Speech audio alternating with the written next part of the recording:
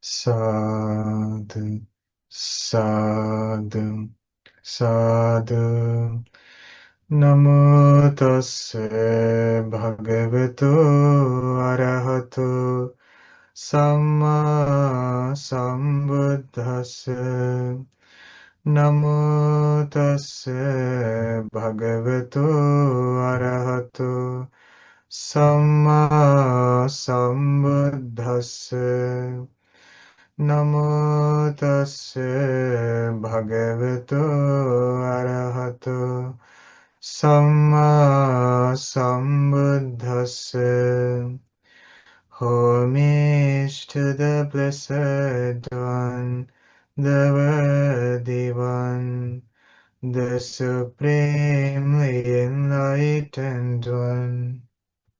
Homage to the Blessed One, the Worthy One, the Supremely Enlightened One. Homage to the Blessed One, the Worthy One, the Supremely Enlightened One. Sadhu, sadhu, sadhu. Okay, let's begin our Dhamma discussion. We studied about the feelings. Okay, friends? One thing to my friends, here the feeling means our sensations. Okay? Our sensations that we experience. By name, there are three feelings: happy feeling, sad feeling, neutral feeling. Keep that in your mind when Buddha shares about the feelings. Buddha speaks about this happy, sad, neutral. Though that I made it more simple, but it's among the teachings, it is called a pleasant feeling, unpleasant feeling, neither painful nor unpleasant feeling. Which means that when there is no pleasant, when there is no pain, that is a neutral feeling. Pleasant feeling, unpleasant, neutral. And these are separated from emotions that how we learned. And this is a feeling tone, something that we also learned. Feeling tone means it's just a feeling that we experience, we become sensitive to. But later on, we create more thoughts, more emotions based on those sensations, feeling tones. Okay? I'll share you the screen.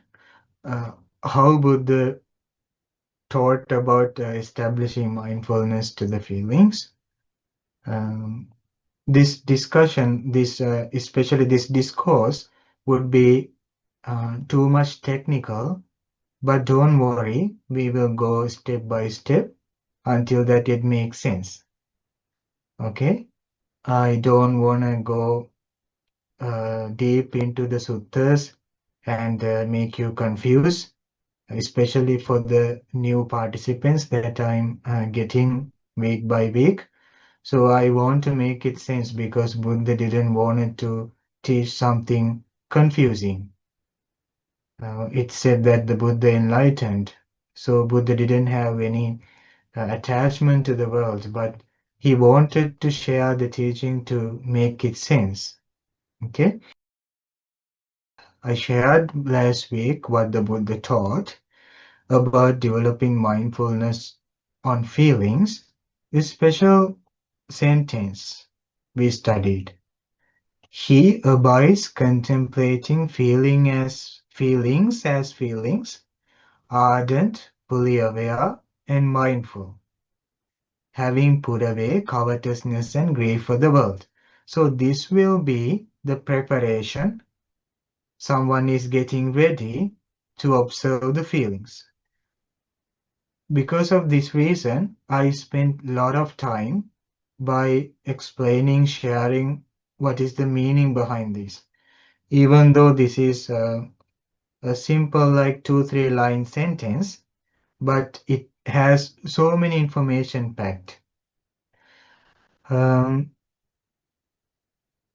Just the same way, when someone observes the body to develop mindfulness, anyone can use these feelings to develop mindfulness.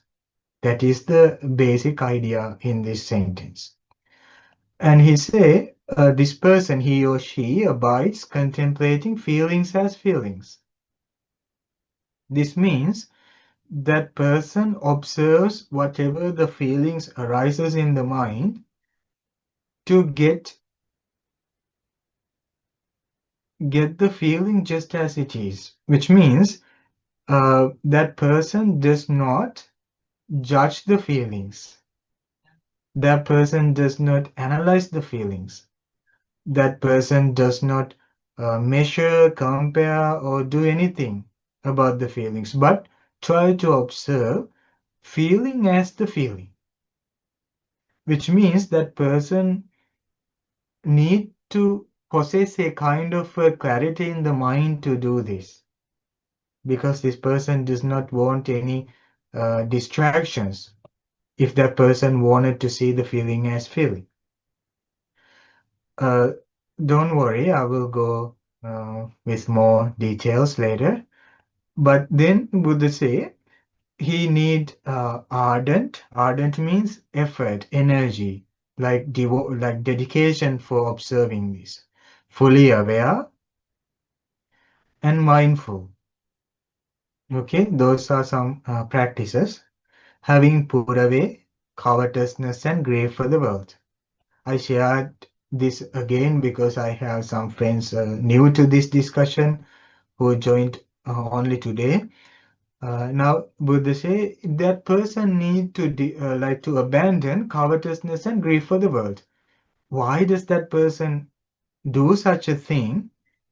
Is not that this person is getting away from the world or that hating the world, but this person is trying to concentrate the mind. This person is trying to focus to the feelings. It's an internal practice. So this person need to abandon, put away covetousness and grief, because as we learned last week, uh, the most distracting thing to the mind is covetousness and grief. Covetousness and grief. Okay, so this person drop that too and take energy ardent and full awareness and mindfulness. That things uh, helps to focus to the feelings, to observe feelings as feelings. Okay. Now let's see how that person observes the feelings. In this sutta, in the later on that sutta where Buddha uh, shares about developing mindfulness sutta, Buddha says that you do this. And how bhikkhus? Bhikkhu means the practitioner.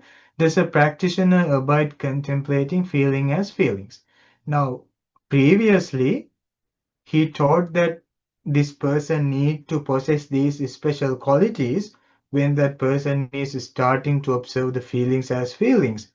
Now, Buddha explains that even more details. How does that person do such a practice? Then Buddha say, okay, you have feelings. Here, when feeling a pleasant feeling, a bhikkhu understands, I feel a pleasant feeling. When feeling a painful feeling, he understands, I feel a painful feeling. When feeling a neither painful nor pleasant feeling, he understands, I feel a neither painful nor pleasant feeling. It's a bit confusing when it says neither painful nor pleasant feeling. And to focus to that, it's so hard and difficult thing, but don't worry. You start with the pleasant feeling. Pleasant feeling is more clear to you, more easy to understand, more like more apparent. It arises in you. You can easily find it when you feel happy feeling. Now, here, Buddha says that you focus to this happy feeling, pleasant feeling. Actually, here the word is understand. This person understands.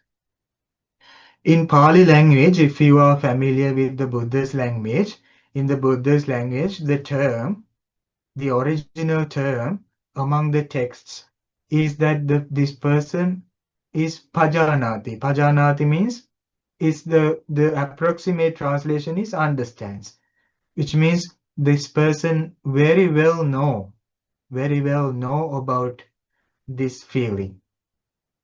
Try to abandon all the distractions, but instead try to focus to the feeling, letting go every other things. This person practices to focus to the feeling. That's what it meant by understanding. This person understand.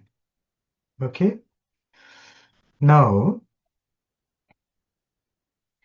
when I'm teaching and when I'm sharing, try your best to see it in you, in your life. See if you can see it inside of you. There are texts in this book, and there is a kind of a concept, and this monk is going to share that, going to explain that. When you listen to that, you try to see it in you. Okay, these practices are to be seen inside of you.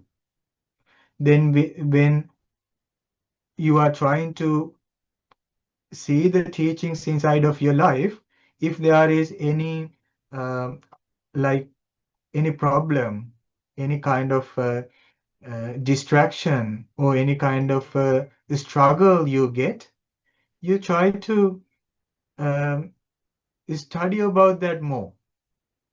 Okay. After the last week's discussion, some of my friends came to me and talked with me about the confusion they had about the last week discussion. Honestly, it was a bit confusing, the discussion we had last week. So we learned that you need to give up grief and the covetousness. And the friends asked me, um, how do you do that? And do you need to do that during the breathing meditation? Or like, what is the meaning behind that? So asked me so many questions, okay? But don't worry, what we need here is the application of a sutta, like applying to oneself, okay? One single teaching is enough to be an enlightened being. Even the loving kindness sutta is enough if someone want to be an enlightened being. But nowadays we get lot of information. But all the informations should fit in to our mindfulness practice. And most importantly, those teachings should show us how to observe feeling as feeling. Because in this beginning of this teaching, Buddha said, this is only path, this path leading to the purification of beings, surmounting sorrow and let go grief, let go pain, let go sorrow. This is the only practice, Buddha says. If you collect all the teachings to one practice, and that is this practice, Satipaṭṭhāna Sutta. In Satipaṭṭhāna Sutta, what we need to do is to observe the feeling as feeling. Okay? Observing feelings as feelings.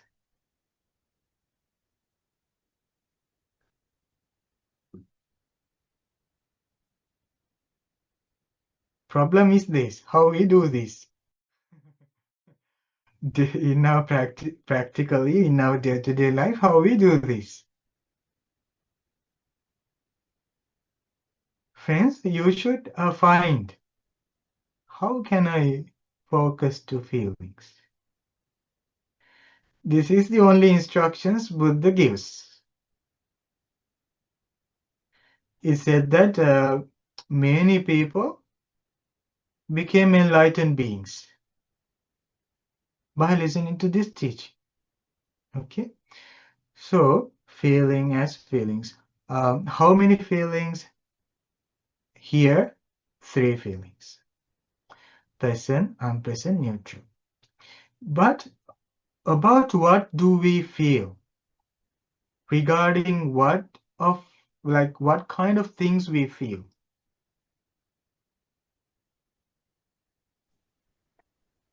Sad feeling? Say it out loud. Sad feelings? Sad feeling. Yes. No, I'm asking. Yeah, we feel sad about sad. Yeah, you're right. I'm asking in a perspective of a meditator. Is it Like, body yeah, according feeling? to the teachings we went so far. Sorry? Could it be feelings of the body? Like, Yeah, yes, feeling about the body. But I want you to think according to this. Like, see that there is a separation in yourself, in your life, and externally. Okay? We feel about the things regarding the sights we see, sounds we hear, smells, taste, touch. Okay? To the And 5 sense objects, right? yeah, let's say 5 sense objects. But whatever there are in the world, you feel only 3 feelings. Past, present, and future. Yeah, yes. But think according to this pattern. According to this pattern, pleasant, unpleasant, and neutral.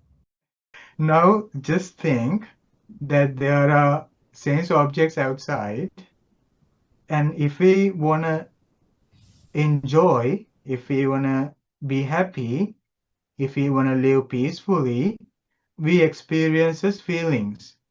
Whatever there are in this world, those things, even though numerous, so many, limitless we see, there is no limit to the sights we see, the limit to the sounds we hear. But only we can feel 3 feelings.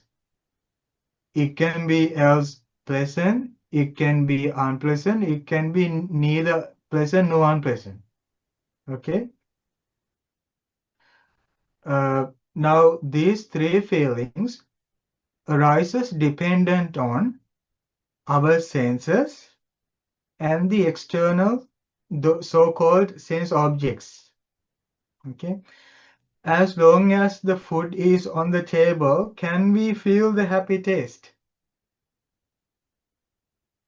Food is on the table, can we feel that happiness, pleasant feeling? Let's say the food has too much salt. It's not a pleasant food, okay? Now, as long as it is on the table, can we feel that unpleasantness, unpleasant feeling? No. We need to take it to the mouth and we need to chew and we need to mix, and then that's how we feel the sensation. That's how we feel the unpleasant feeling. Okay? Let's say we would like to be happy about things we see through our eyes. If we close our eyes, can we be happy? Whatever outside? No. Let's say we are in dark place, lights off. Can we see whatever outside which brings us happy? No. And this is same with other things, other sense objects. Okay. Now the teaching says that when you get these 3 feelings, whether pleasant, unpleasant, or neutral, it is on a process. It is on a kind of a process. You need to process to feel.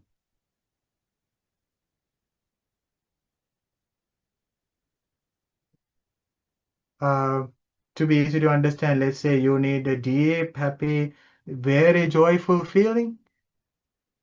You need to process that. You need to go and buy a cheesecake. That's how you feel that happy sensation. Okay? What if there is a person, a dead body? Does the dead body feels the taste of the cheesecake? No. Let's say there is this dead body's most favorite musician.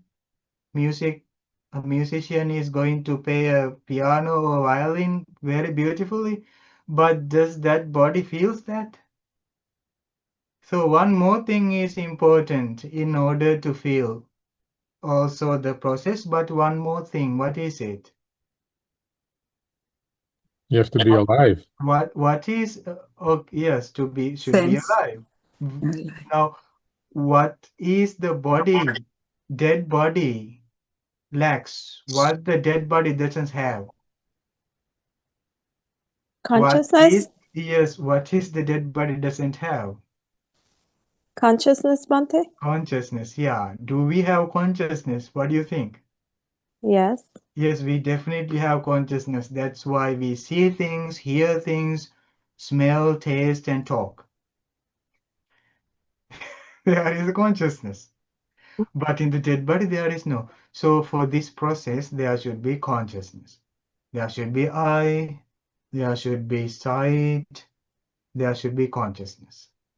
This person need to be conscious about the things that person like interact. Okay. Now, in this process, let's say only the eye, and there is a very beautiful person walking very beautifully, very attractive, with a beautiful dress,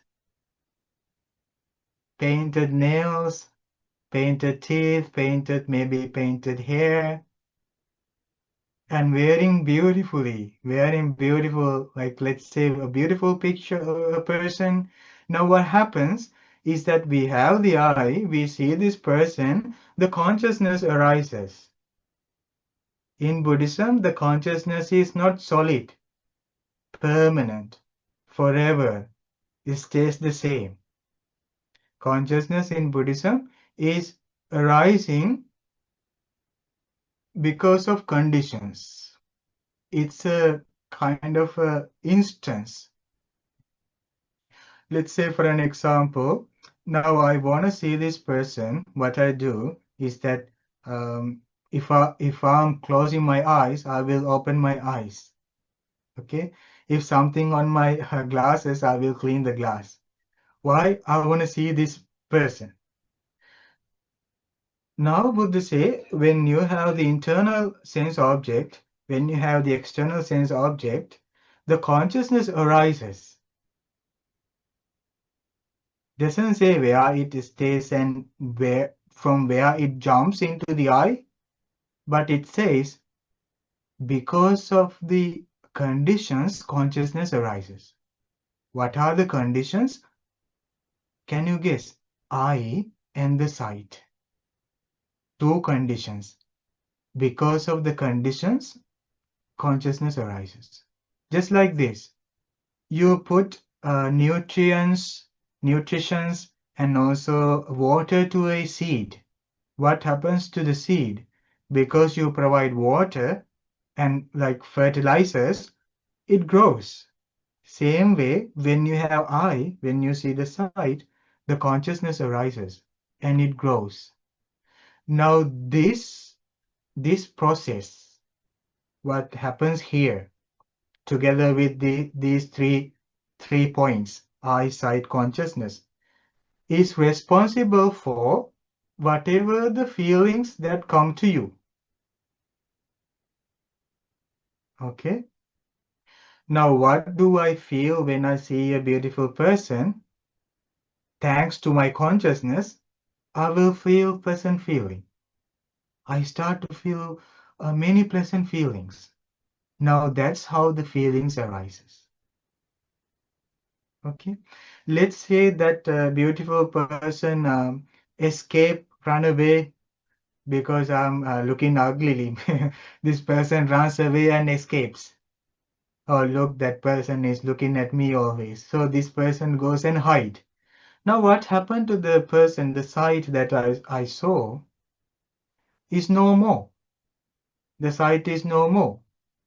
Do I feel the same pleasant feeling over and over again? No, the consciousness passes away.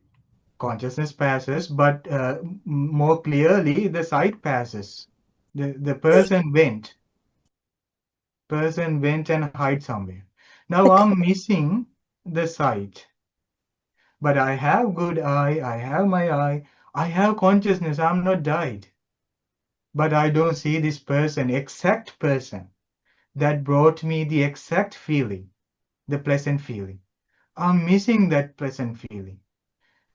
Let's say that person was passed away, I will never be able to feel the same pleasant feeling again.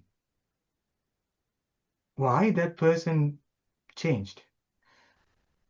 Now, teaching says that you need to observe this pleasant feeling when it arises.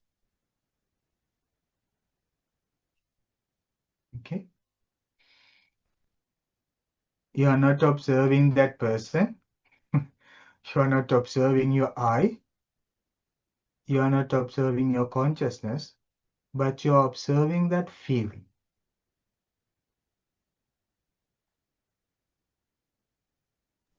You also have a mental image of that person, so the No. feeling remains. Mental image of the person. Yeah, don't worry about that. If you think about that mental image of the person, you won't be able to see the feeling as it is. Mm.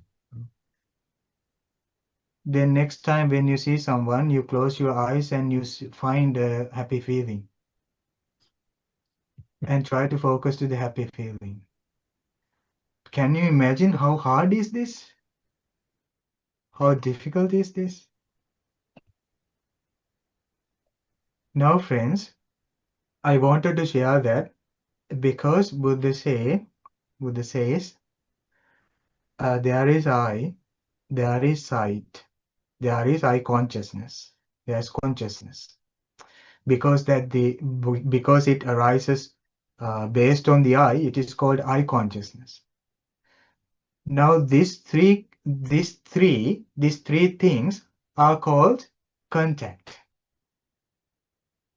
When you have eye, when you see the sight, this is a way of teaching. Buddha explains this is how you understand this.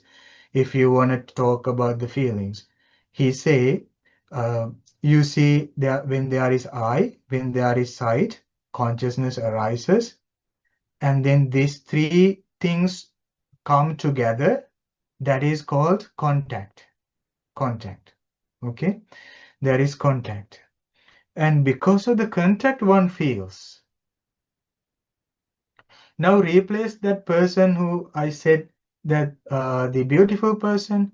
Let's say some kind of a person who did bad to us that we see is in front of us. What would happen to the happy feeling? What would be the feeling we experiences at that moment? We don't feel happy. We feel sad about that person.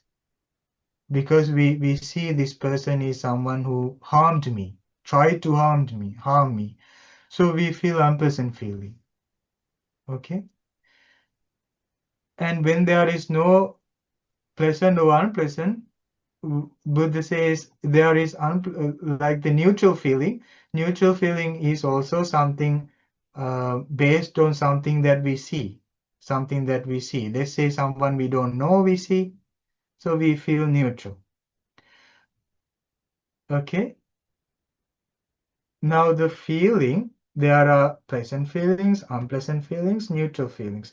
These feelings are arising because of the contacts.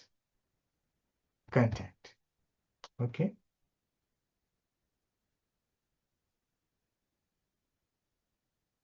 So this is the teaching today I wanted to share with you. Bhante, I have a question. Yes. So you mentioned that if there is that we need to observe our feelings when it arises. Yes. So that, of course, will be the same for sad feeling, right? Yes. If you're feeling you saw someone that upsets you, then that Yes. feeling arises. So you should sit with that feelings. Yes. Like, how do you? Okay, thank you, Bhante. Did you ask a question? I didn't get it. No, I was just confirming Okay.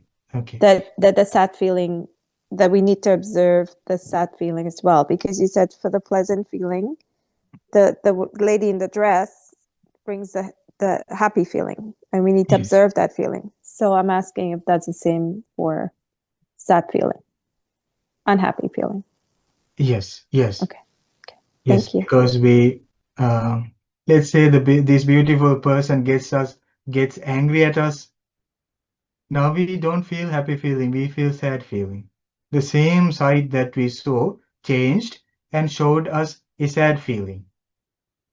Now, here the point is that we need to observe whatever the feelings arises.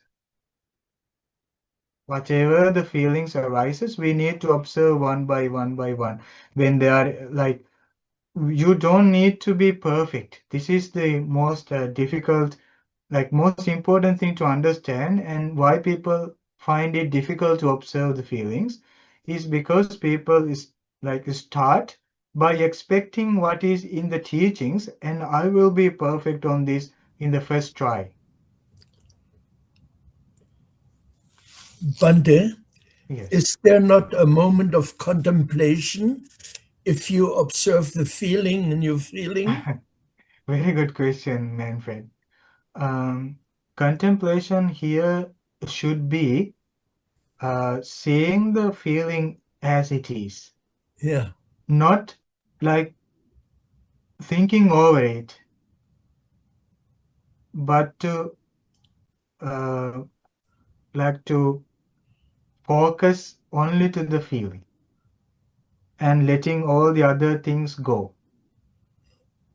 Because when we started these suttas, it says that one need to find out the true nature of the feeling. That's why this person need to focus to the feeling. And what you will find when you focus to the feeling?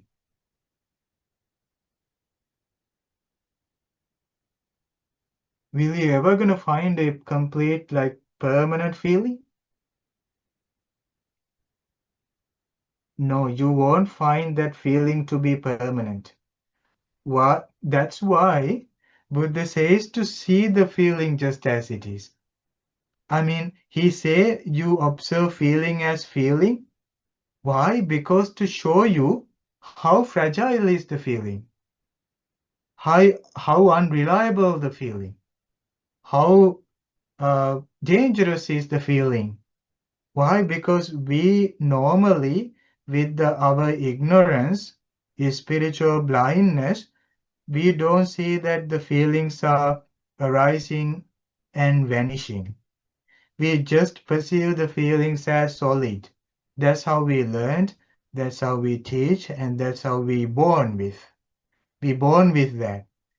But if a person wanted to see the feeling, they need to focus to that, and they need to observe, keep observing the feeling up until it shows you how it is fragile, how it is changing.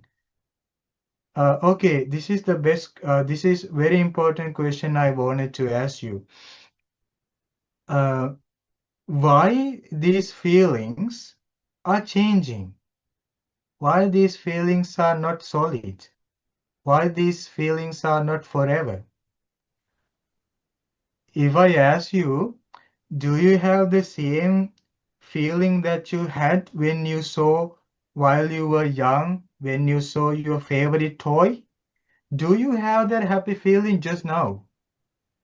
Well, you can go to the past and think about that. I had such a feeling, but can you feel that direct experience that you had while you were young? No, because they're conditioned. It was changed. I mean, we don't have that I. We don't have that toy. We don't have that consciousness. Consciousness was changed. I was changed. The sight was changed. Okay, the question is now, why does these feelings, let's say only the happy feeling, why we cannot live forever in the happy feeling? Because of what reason? Impermanence?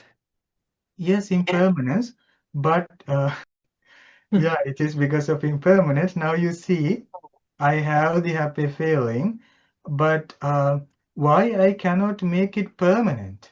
I mean, I should be, because that's my feeling. I'm responsible for whatever that I own, so I should be able to keep it forever. Why I can't do that? Non-self. Yeah, that's non-self. But if you say, Sumana, it's non-self, we don't understand. Please explain. You have no control over it. Bhante, It's because impermanent, it's rising and falling, it's changing. You have no control. According to the instructions of the Buddha, Buddha says, why the feeling cannot be possessed to be self, to be mine, is because it is on that process. The process of the I come to the sight and the consciousness arising. It is controlled by that contact, that process. That process means that situation. The situation that my mom brought this beautiful toy helicopter to me while I was young. I felt that happiness, but it's no more now. That was the situation I had very long time ago. Yeah, very, very long time ago. I don't have that now.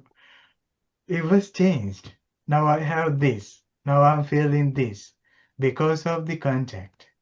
He says the creator of the feeling is the contact. The governing factor of the feeling is contact. If you want to ever last your feeling that you have right now, you want to take care about the contact, this situation. Isn't that the same as being conditioned? Isn't that the same as Yeah, conditioning? that's what is meant by conditioning. Mm-hmm.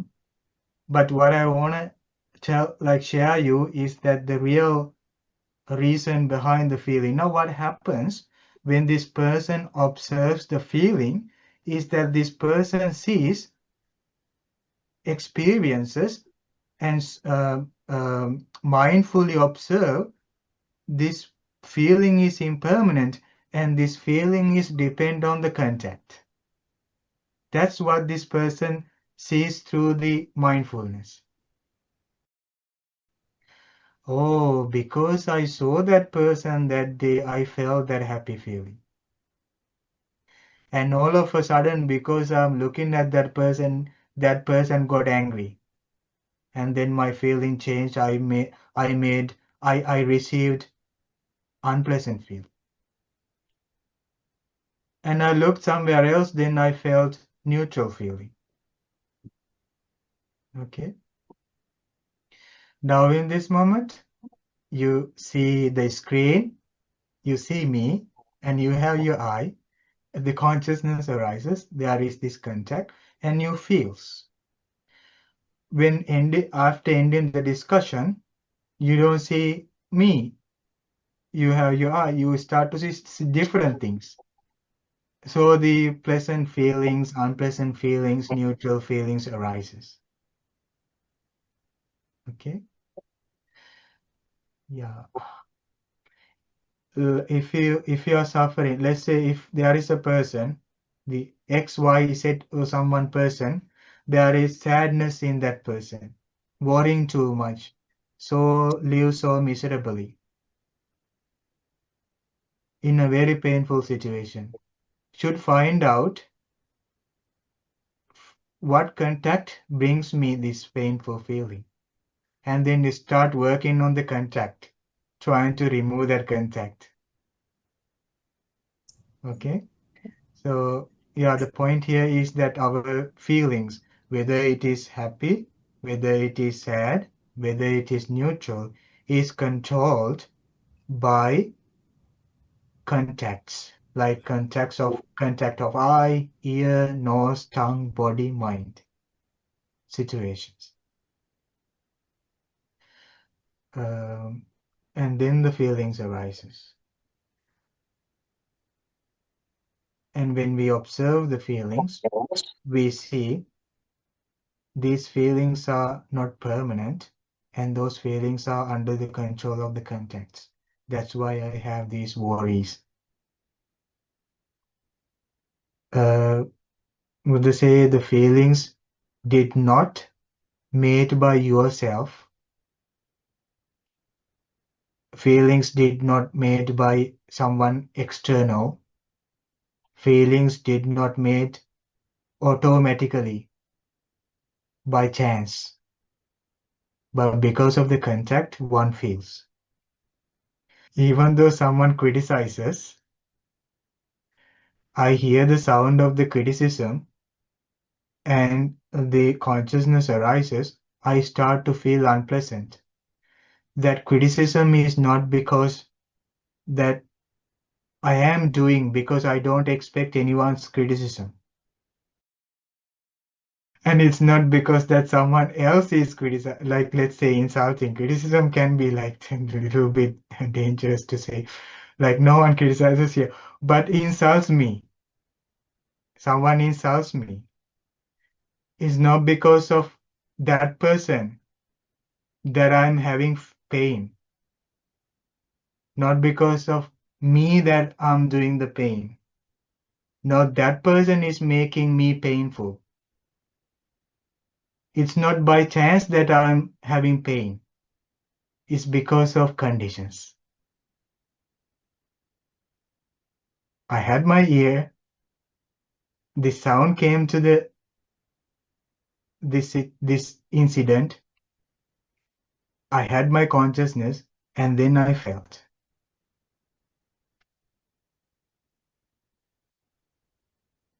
If that suffering, that painful feeling is because of the other person, I should be able to talk to that person and tell that person, please, don't keep insulting me.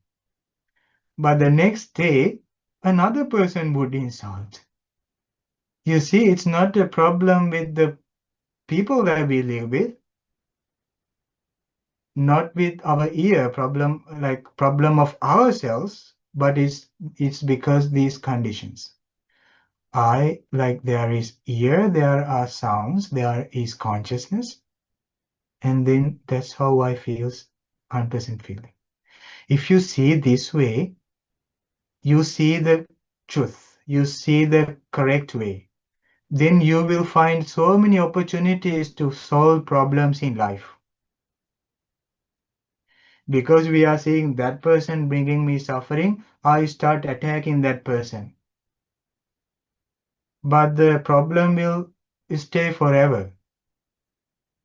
But if you see this as it is, as a play of the conditions, there is a process, then you will start to reduce your pain.